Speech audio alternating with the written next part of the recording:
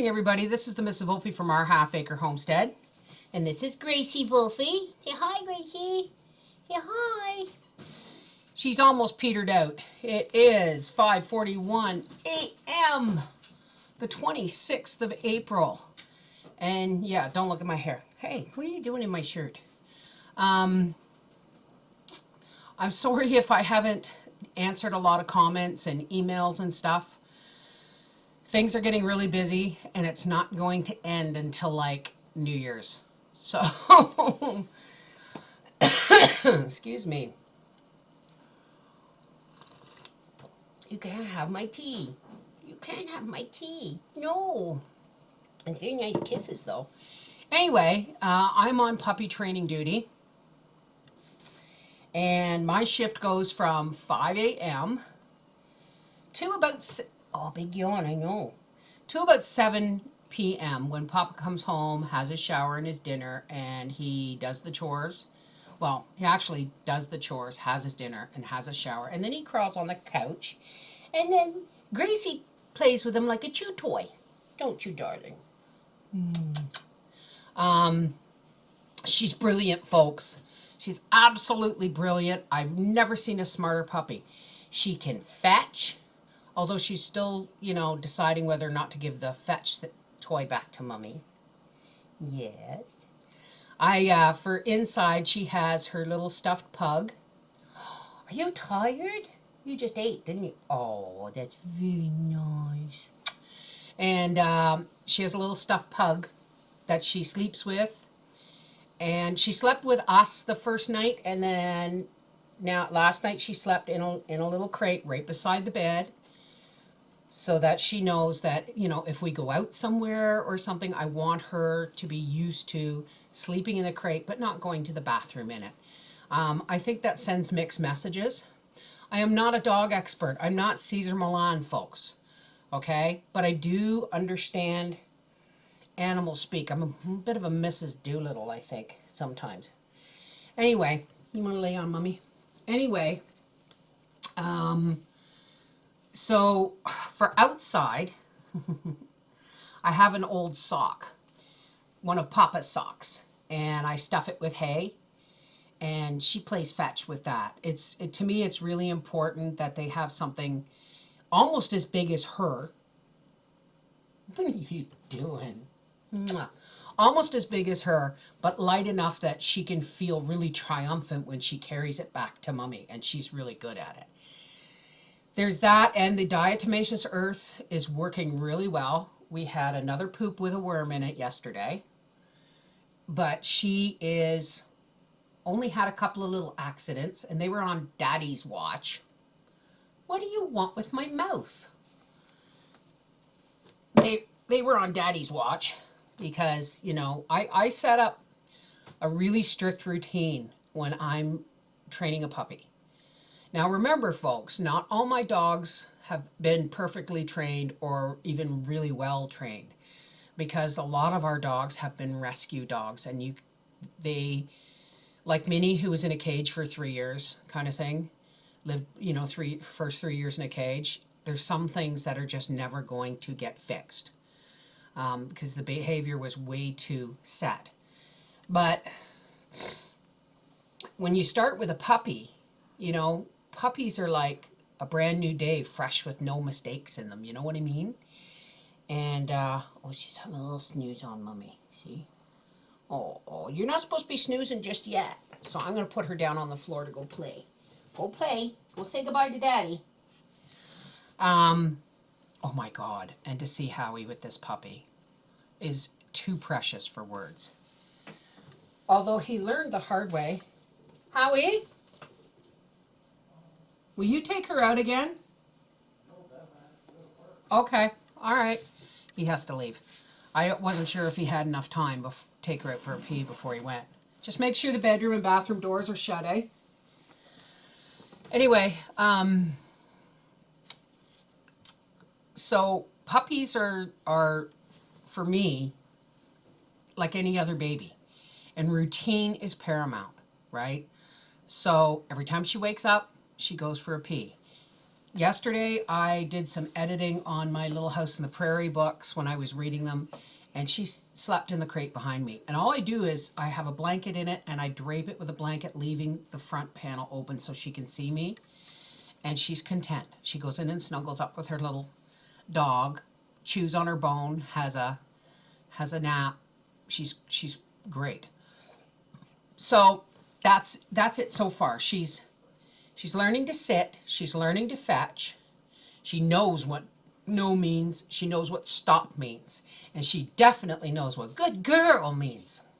So that's that. That's Gracie. You got to see your morning thing of Gracie. And here I have, I'm really sorry I haven't done a lot of comments, but, you know, like I haven't answered all the comments.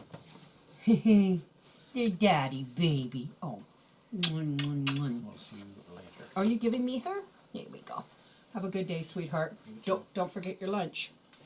And can you lock the porch door? Thank you.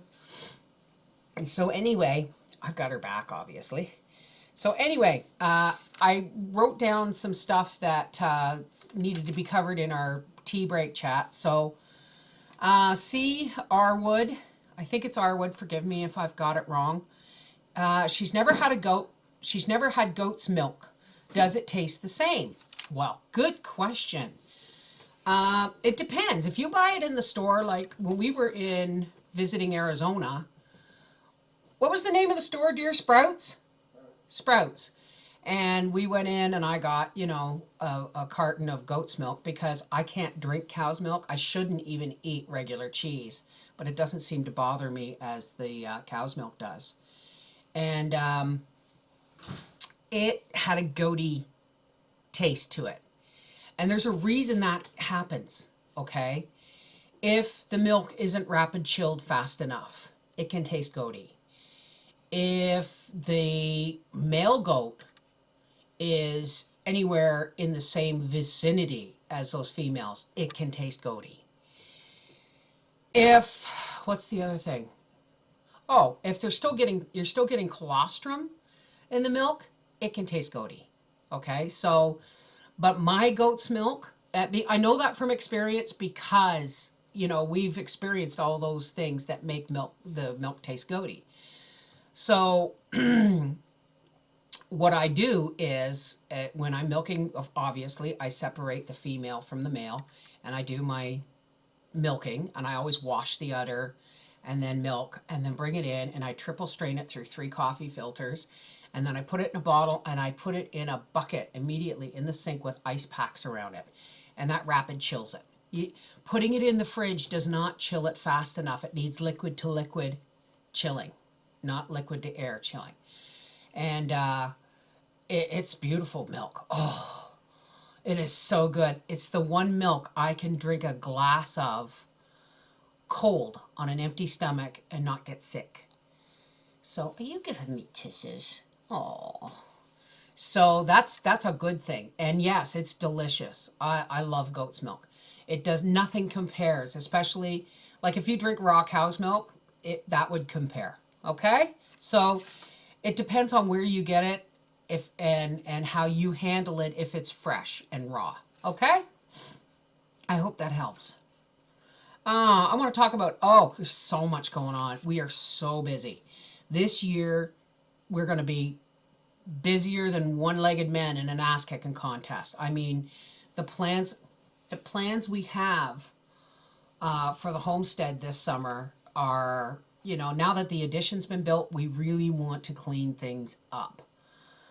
So I don't know if you guys know, but the barn proper, where you go in and there's the pen for the goats and the little pen the 2 kids were in, and the chicken pen and the turkey pen, they're all the barn proper, okay? But then there's that sliding door, or there was until Ditto knocked it down, to go out to the shaded area, which was originally just a tin roof on posts attached to the barn so that animals outside could go out and get in the shade without having to come into the barn. Oh, she's washing me, folks. What is you doing to mommy? So that actually we wanted to keep the cold off from coming in from that side of the barn. So we just closed it in. It wasn't actually properly closed in. It's a dirt floor and it just had plywood around it. So the plans for this year is, if we can afford it, we're saving up. I'm working hard on the budget and pinching pennies. Stop licking me. Top it. I'm in my cup of tea.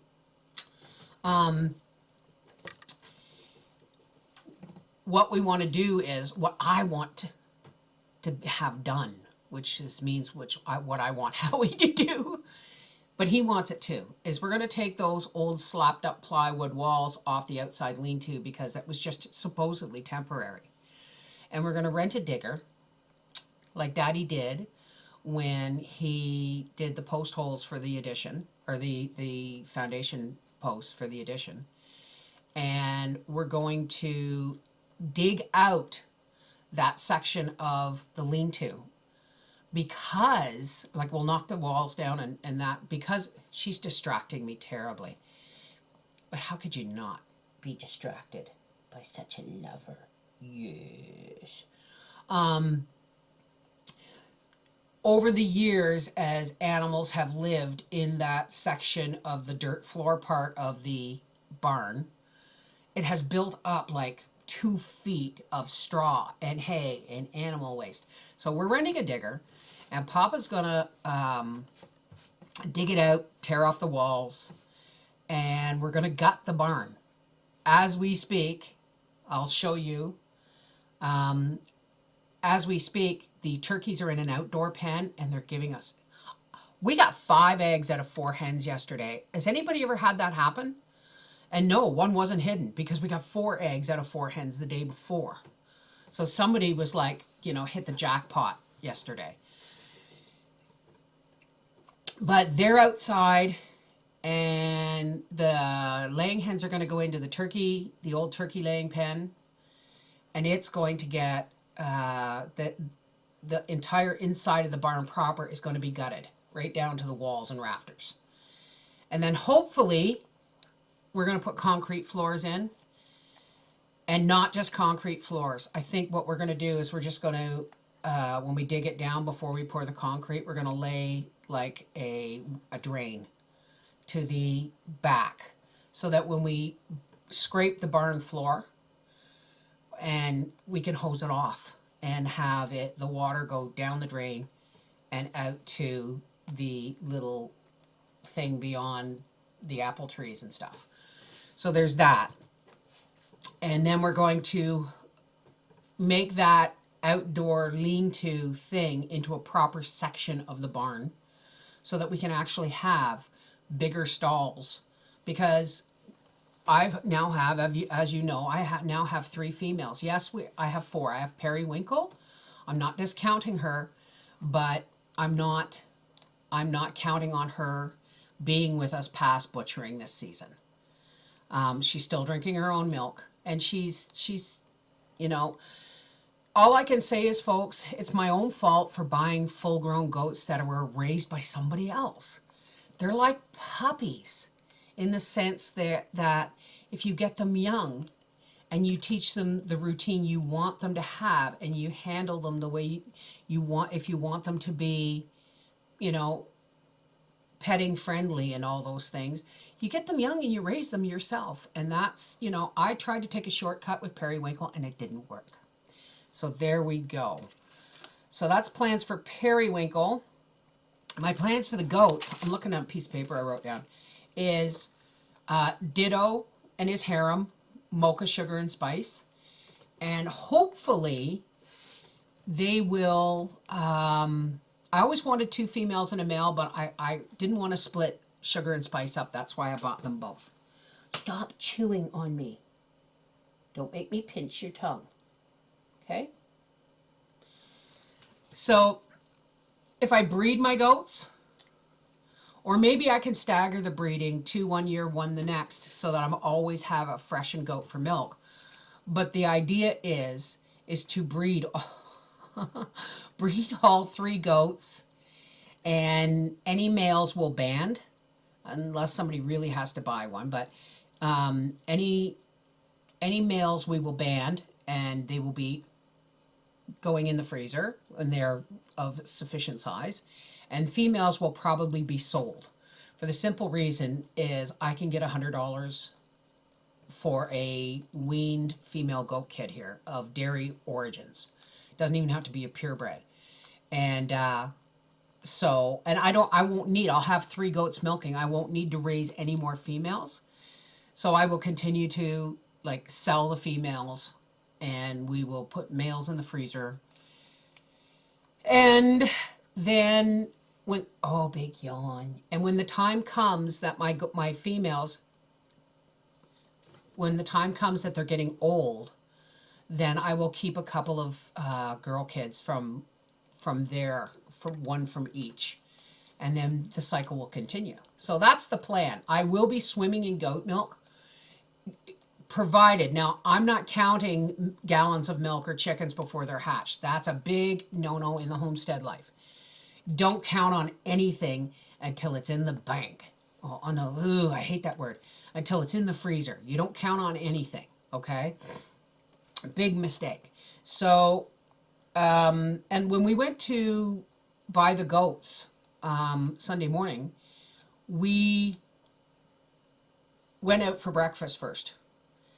And Papa and I do that about once a month. We go out, just out for a Sunday or Saturday morning breakfast. And I met some people, because yes, folks, I'm this gregarious in public with strangers. It doesn't matter.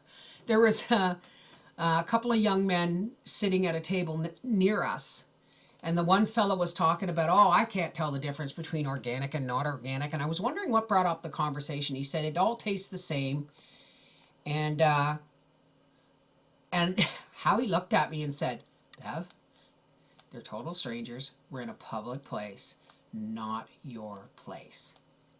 And I must have showed on my face that I wanted to jump into the conversation, right?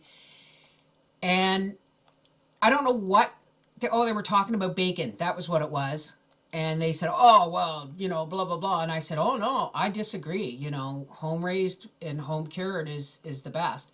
And Howie went, he knew. He just kind of went. And the next thing I know, the guy he was talking to that was sitting at his table, and I'm sorry, friend, I can't remember your name, but he was telling me that he raises all his pigs organically.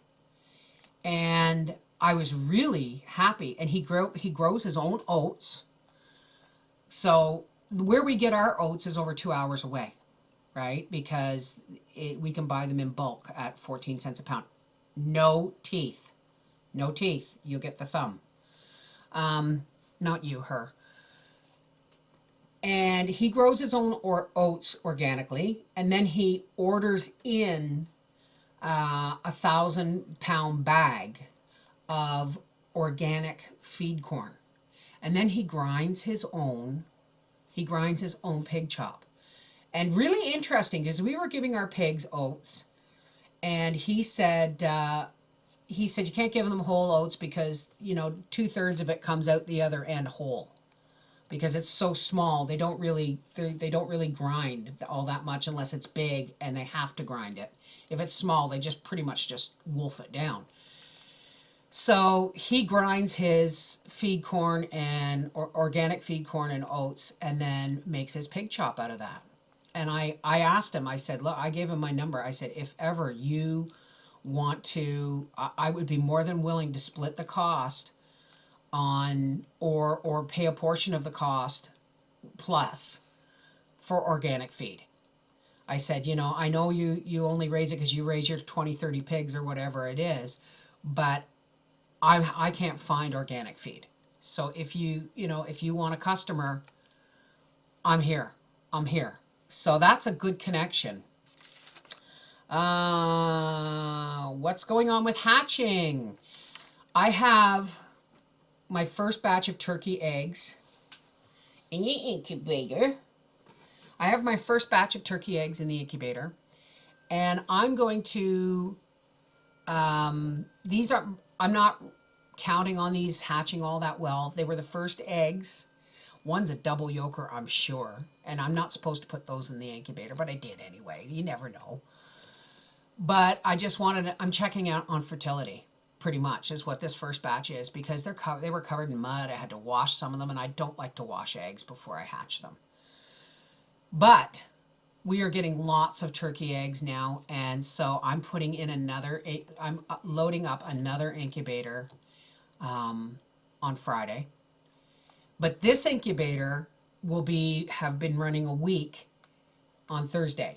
And on Thursday, I'm going to add some chicken eggs to it, because turkey eggs take 28 days to hatch and chicken eggs take 21 days to hatch. So if you put the turkey eggs in first and then add the chicken eggs a week later, on the appropriate day, you take the egg turner out and they'll all start hatching at the same time within, a day of each other, kind of thing.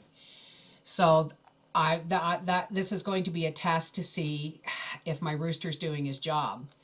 And once I made that decision, I looked outside. I was outside yesterday a lot. We play fetch a lot. I wear her out. So that she'll have a nap while I get my work done. And I saw the rooster doing his job. Yes, I think all they needed was to get out into their yard, and their door to their yard was frozen shut. Hey, that's my cleavage. That's not boobies for puppies. So that's what I'm going to do. I'm going to put some chicken eggs in on Thursday in this incubator that's running right now, and I'm going to test the fertility of my rooster. And yes, he's doing his job. So, we got a lot of things going. I've ordered 2 apricot trees that are supposedly okay for my climate. And they're the same company who I ordered my plum trees and grapevines from last year. I'm getting my apricot trees. I'm getting 2 hazelnut bushes. And they're replacing the one dead plum tree and the one dead grapevine that didn't grow when I planted them last year. So that's coming up. We want to do landscaping. But it all depends on how much time we have. Look at this, folks.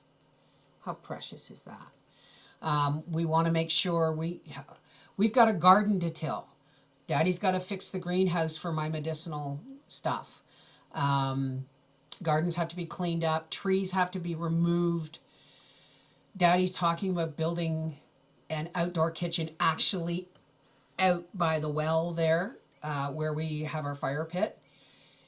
He's just basically a roof on posts with, an outdoor fireplace kind of thing with the chimney going out past and all that stuff. But that's gravy. That would be gravy. Right now, it's all the other things we have to do. We have to renovate the barn. We have to redo the fences, because he's going to have to tear some fencing down to get to the barn with a digger. We have to, when he digs all that out, because it's like 2 feet, it's like 7 years or 6 years of animals, putting straw and hay and everything on that floor and poo-poos and everything. So we're just going to take all that out and put it in the paddock and spread it. Can I talk? So that that soil is very clay, and the roots are coming almost up out of the ground because the goats and the pigs have just rooted around it like that. Oh, and speaking of pigs, we're getting 2 piglets next month. And also next month, I'm getting 6 bourbon red turkey poults, day-old turkey poults. And my plans for the turkeys this year are these ones, Ma, or Tommy, and Ma's 3 daughters are going to be freezer bound, probably because they're older. They're probably going to be ground meat. But I want to have 1 tom turkey out of their hatch, and I ordered 6 bourbon reds because they're non-sexed, so that I hope I get a chance of at least 2 to 3 bourbon red hens. And that will be Ma and Pa Kettle's bloodlines will continue, along with the Royal Palm. Again, I'm building heritage mutts. I like the idea I don't trust purebreds anymore. I really don't. I've seen how they keep their lines fresh. So, except when it comes to puppies. Look at this, folks. How precious is that? So, that's what's going on. There is a lot going on. We're going to be building some vertical gardens soon. My plants are doing really well. And it is time to take Gracie outside for another peepees. She's doing good. Like I said, the diatomaceous earth is doing its job. Oh my goodness. I'm sorry I'm saying a lot. It's really, now it's 6 o'clock. The diatomaceous earth, her and Minnie are both getting a course of it, and for at least a week. So, you know, she's doing really, really good. She's doing really good. You can still see her ribs, but I mean, she's going to put on the beef. It's only been about 36 hours, 48 hours somewhere, not even 48 hours. So this is the Mrs. Wolfie from our half-acre homestead saying, I am really, really, really busy. So if I can't always answer comments and it's a pressing issue and you need an answer, please, as always, email me at mrswolfie@gmail.com and put question in the subject line in capital letters, and I will do my absolute best to answer emails. If not, you'll end up getting the answers probably in a coffee chat. All right? Take care. We've got to put Gracie out for one more pee, and then Mummy's going back to bed. And so is Gracie. Take care. God bless.